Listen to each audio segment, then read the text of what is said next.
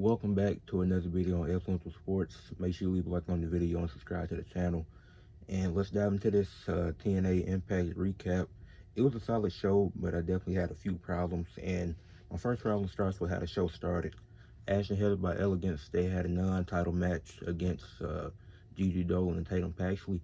I was surprised by how short the match was. It was only a 7-minute tag team match.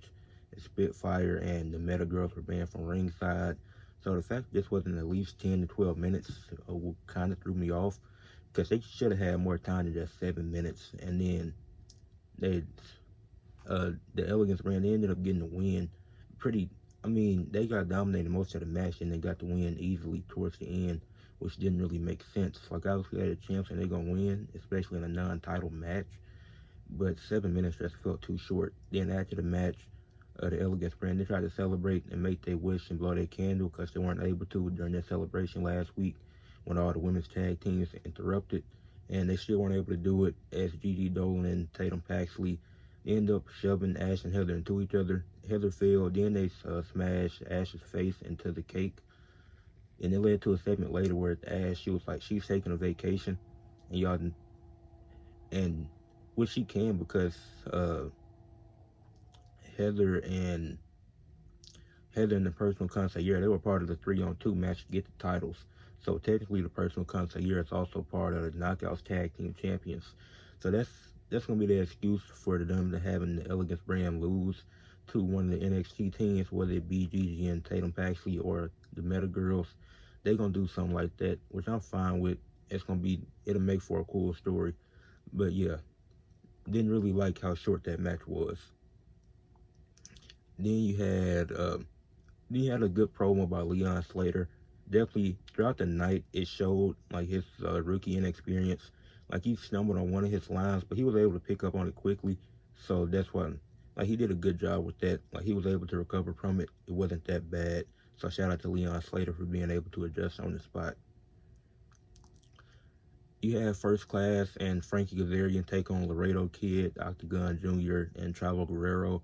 How we got here is really stupid, because Frankie Kazarian is mad about something that happened 13 years ago. But you know what? I'll let it slide, because this match was actually good. Chavo and El Paso, it was a good match. Chavo looked good for his first time wrestling in 5 years. So him, Laredo Kid, Octagon Jr., they put on a good match. Casey Navarro ended up taking the pin, which I'm glad he did, because AJ Francis getting pinned wouldn't have made sense. Now, Chavo did hit a Three Amigos on AJ Francis. That was a cool spot.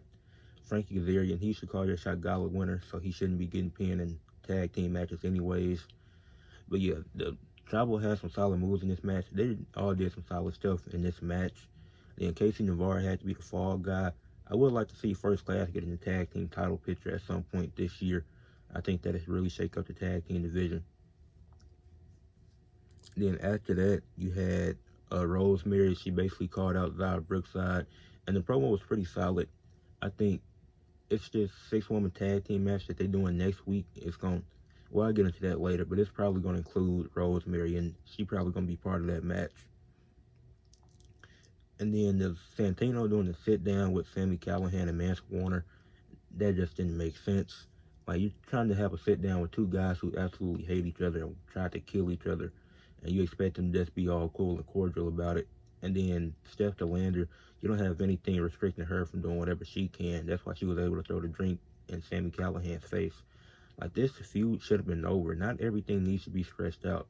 Certain stuff you can stretch out, like what they doing with Joe Hendry and Elijah. Even the stuff with Mike Santana and Ali, I'm not a huge fan of, but it makes more sense. But you don't have to stretch out everything. It doesn't make a lot of sense. So I wasn't a fan of that segment, and then it ended with chaos anyways. And the goal level was not ending chaos. Even with all that security, it didn't stop anything. Yeah. Then you had JC Jane take on Masha Slamovich, and this was a great match. Like, both of them, they really got into their bags. I really seen both of them do some stuff I ain't seen them do before, and I was impressed by this match. Both women looked great in the match. Masha Slamovich ended up getting the win, and Tessa Blanchard would attack Masha after the match, but Zara Brookside and Lee Ching Lee, they'll come out there to make the save. and then JC Jane and Masha Slamovich, they kind of walked back together. So then later in the night, it got announced that next week it's gonna be Masha Slamovich, Zara Brookside, and Lee Lee versus Tessa Blanchard, was JC Jane, and a mystery partner, which would probably be Rosemary since she is feuding with Zara Brookside.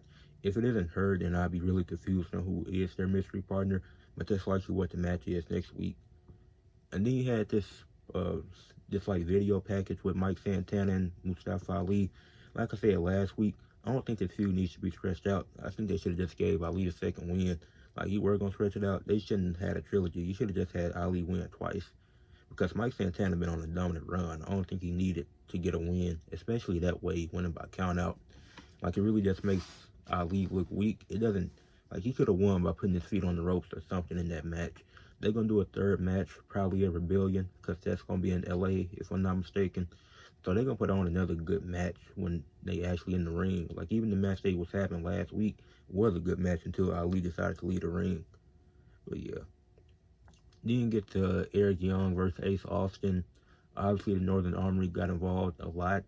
Like obviously they're gonna interfere because they're out there, but I think the amount of times they interfere was really unnecessary, and Eric Young could have got the win without that much interference. That's my problem with this match, because it was a solid match, but it was just way too much interference. Like if a guy interferes once, okay, but you having two guys interfere 3 different times in the match. You telling me Eric Young is weak compared to Ace Austin, who's been, and Ace Austin is great. Ace Austin's my favorite wrestler in TNA. But you telling me that he's just a super strong guy, it takes 3 people to beat him? That's just not realistic. So the fact that the Northern Army had to get involved that much really just, that, it didn't make sense. But yeah, Eric Young ended up getting a win. Like obviously he was gonna get the win. Ace Austin winning that wouldn't have made sense. But the Northern Army, it should have just been them interfering one time to throw Ace Austin off, not them interfering 3 different times throughout the match. Telling me it takes 3 guys to beat Ace Austin. Okay. And then you had Joe Hendry. He finally came out there. Then he did his concert, and you wanted to see who his next challenger was. He said he'd take on anybody from any promotion. So I got kind of excited because I was thinking somebody from NXT was going to show up. I don't know who. I was thinking somebody from NXT or Austin Theory or Grayson Waller. I don't really know why. I mean, that could be a good match. I don't know who I was thinking from NXT, but I was thinking like maybe it's Theory, maybe it's Waller. Then Elijah came out there, and I was like, okay, so I know he's not going to challenge for a championship, but I'm interested in what he's going to say. And he's basically trying to tell him that I got your back, this and that. Then that's when Frankie Kazarian came out there, and finally, because he's the Call Your Shot Gauntlet winner, and he's barely had interactions with Joe Hendry. So I'm getting really confused. And then he finally came out there, but he sees right through what Elijah is doing. He's trying to get close to Joe Hendry, and eventually he's going to turn on him to get a shot at that championship. Joe Hendry's getting played, and he doesn't see it right now, or at least he's trying not to see it because he wants to believe Elijah, but he knows the truth is, and that's what Frankie Kazarian was saying. Like they're trying to make it seem like he's driving a wedge between them. That wedge is always the championship. This is professional wrestling we're talking about. These guys, you teammates with a guy, he has a singles title, even if it's the Digital Media Championship, the Intercontinental Championship, you're going to get jealous and you're going to want that title. That's essentially what they tell him in this story. Like Elijah's trying to get close to the world champion now, and then once he gets close, that's why he mentioned the stuff of, oh, your favorite color is blue, your favorite movie is this and that. That's why he mentioned that, because he got to know him real well so he can turn on him, and it's really going to hit deep.